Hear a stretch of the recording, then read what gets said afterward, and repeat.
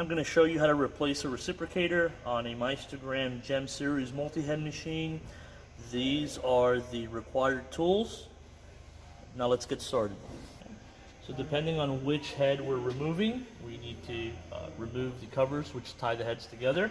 In the case of this head that we're using as an example, I need to remove the cover located on the right of the head. I've already removed one of the screws. I'm going to go ahead and remove another. And this slides right out. Now, if you're removing a cover with start and stop switches or emergency stop buttons, be careful not to pull on the wire too hard. There is enough slack on the wires to be able to set it over on the back side of the machine. Next step is to remove take-up lever cover. Now, this is held by 2 screws. Depending on the year of manufacture of the machine, this could be a 2.5 millimeter hex wrench, or it could be a Phillips head screw. Go ahead and remove the one screw already. Remove the second. And this entire unit will come off.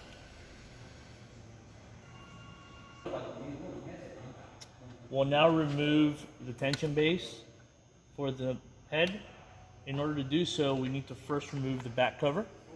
In order to do just that, we will press and pull the cover away from the tension base. There are 4 3mm hex screws holding onto the tension base.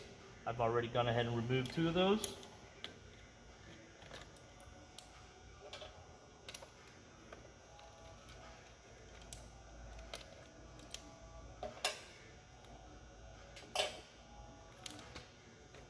Now we'll go ahead and pull the base off, and as you can see, there's some wiring located on the back side of the base.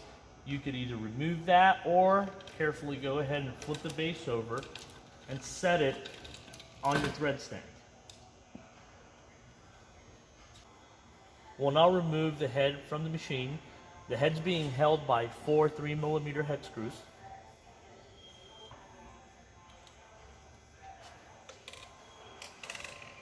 Now that the screws are removed, we'll be able to take the head, raise it,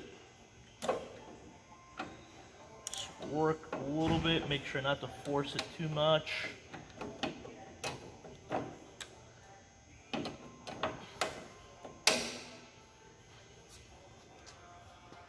There you go. So here we have our reciprocator. In order to get to it, we'll first need to remove this side cover as well as this lower cover, followed by loosening the set screw located here on the side and raising the bar. Side cover is held by 2 flathead screws.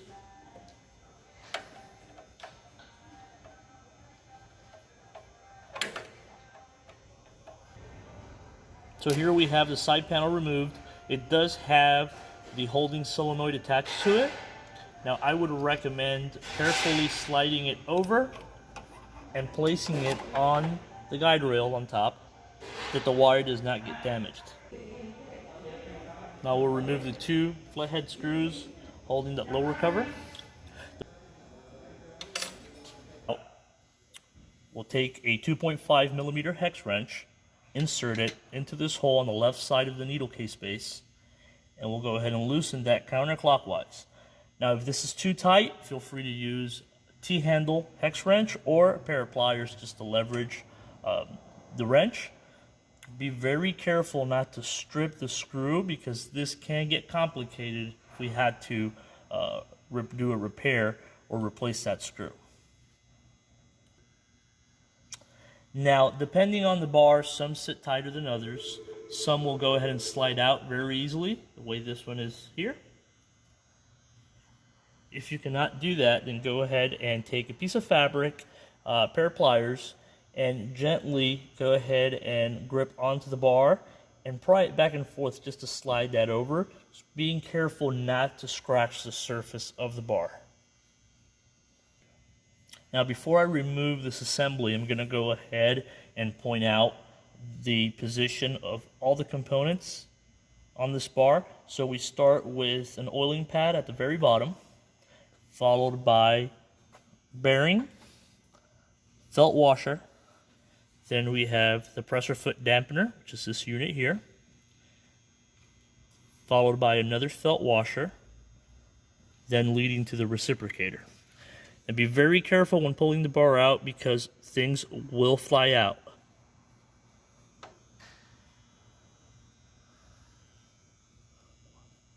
Go. Okay, I'll go ahead and remove the reciprocator. Now, the reciprocator is, besides attached to the bar, is attached to a link, which you can see here. All you need to do is slide the unit over to the left to remove the link from the lever back here. The same applies to the pressure foot dampener, which we can see here. Now this we don't have to remove, but in case it does fall out while removing the reciprocator unit, just know that you have the dampener, which is attached to a link, which is attached to the lever. Everything just slides right in. And make sure that you do have these thin washers in between the links and the levers.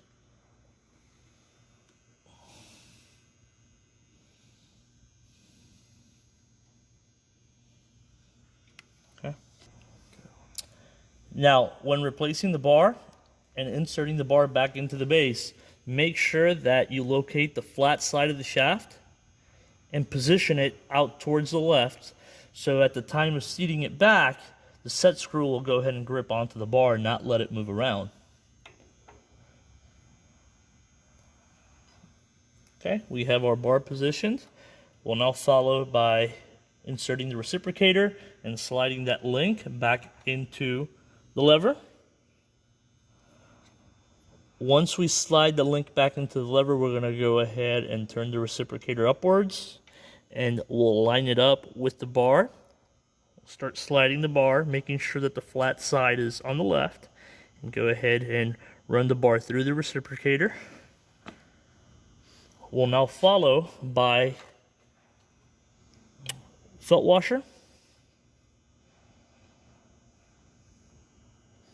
We'll carefully put a pressure foot dampener back, making sure that our washers are in there.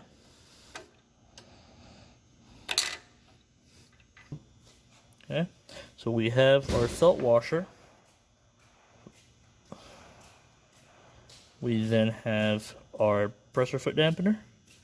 We'll slide the bar through, always making sure that the flat side of the shaft is pointing to the left. Pause it. After the pressure foot dampener, we'll have another felt washer.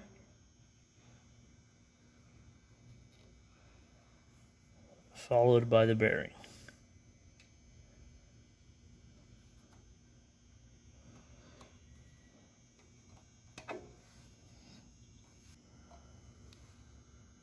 So I'll go ahead and push the bar down. One tip is to have your finger set down under the base, push the bar with the other hand, and just go as far as you can until you can feel the bottom of the shaft coming through. Once you do that, go ahead and take your hex wrench and lock your set screw. Okay, so we'll go ahead and replace the lower cover. Tighten these screws up, followed by our side cover.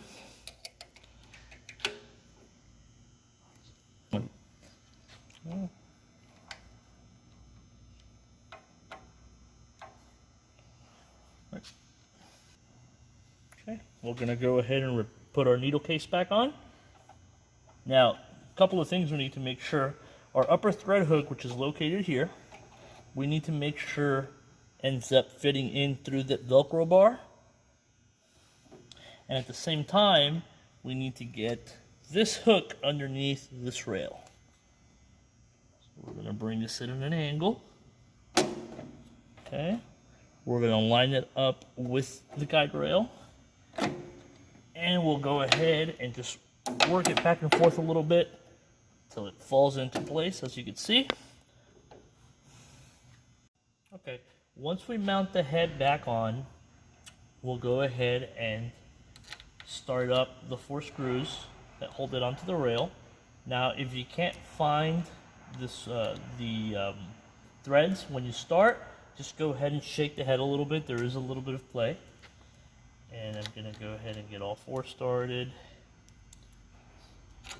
Now, it's very important not to tighten them once you get them started, because we have to check the needle center to make sure that it's not going to hit our needle plate. So once we have our 4 screws started, I'm going to go ahead and take the needle that's in position and just lock it down. Okay, you can now move your shaft. I'm going to move mine right here and just lift the foot and check if my needle is centered. We see it's not centered right now, but I have enough give in the head that if I bump it over, you can see it's now centered.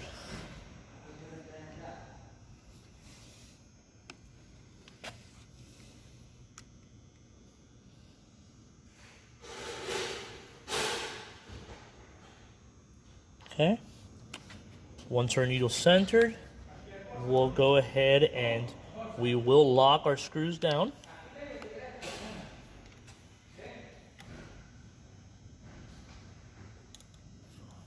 And I'm going to go ahead and torque them down in an X pattern.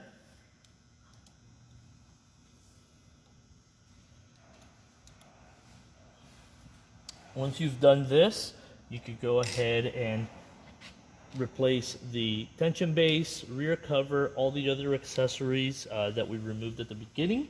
And then you could go back and turn on your machine, hit the M.org or the 100 key on the panel, return that needle, and go ahead and test the machine out.